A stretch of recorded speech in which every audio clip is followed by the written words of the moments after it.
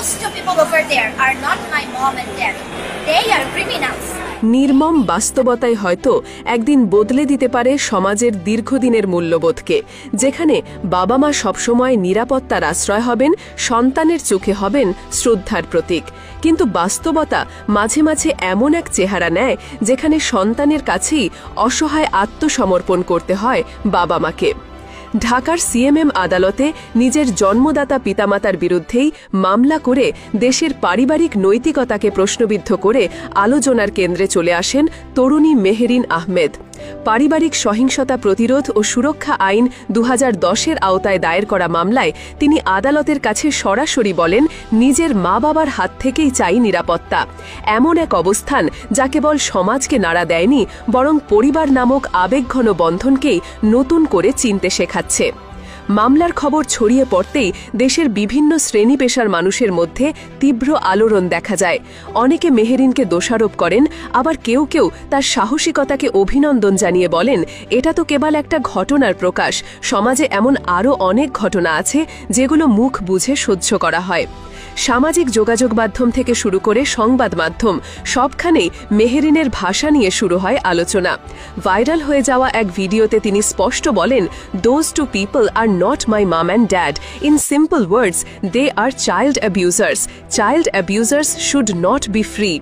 তার এই অবস্থানকে কেউ ব্যাখ্যা করেন মানসিক বিকার হিসাবে, আবার কেউ দেখেন এটি এক প্রজন্মের জমে থাকা ক্ষোভের প্রকাশ। তবে এত কিছুর পরও ঘটনার মোড় নেয় ভিন্ন দিকে।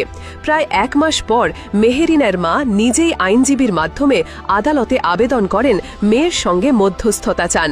লিখিতভাবে জানান তিনি আর কোনো ভুল বোঝাবুঝি রাখতে চান না, মেয়ে যেন নিজের পরিবারেই থেকে যায়, এই তার চাওয়া।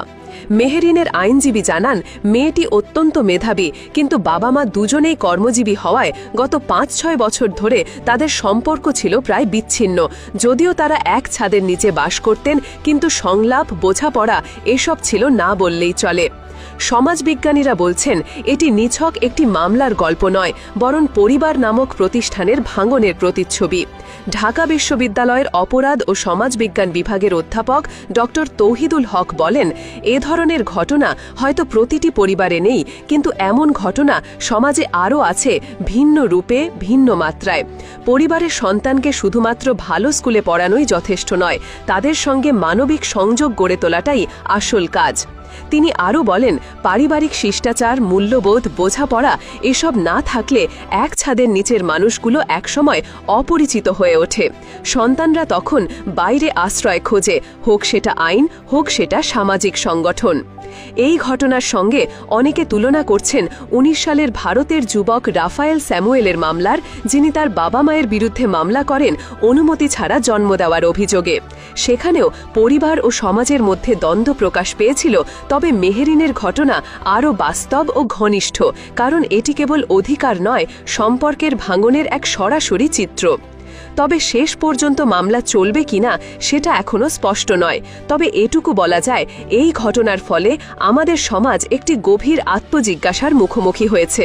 আমাদের পারিবারিক সম্পর্ক কি শুধু রক্তের বন্ধনে গাঁথা, নাকি এর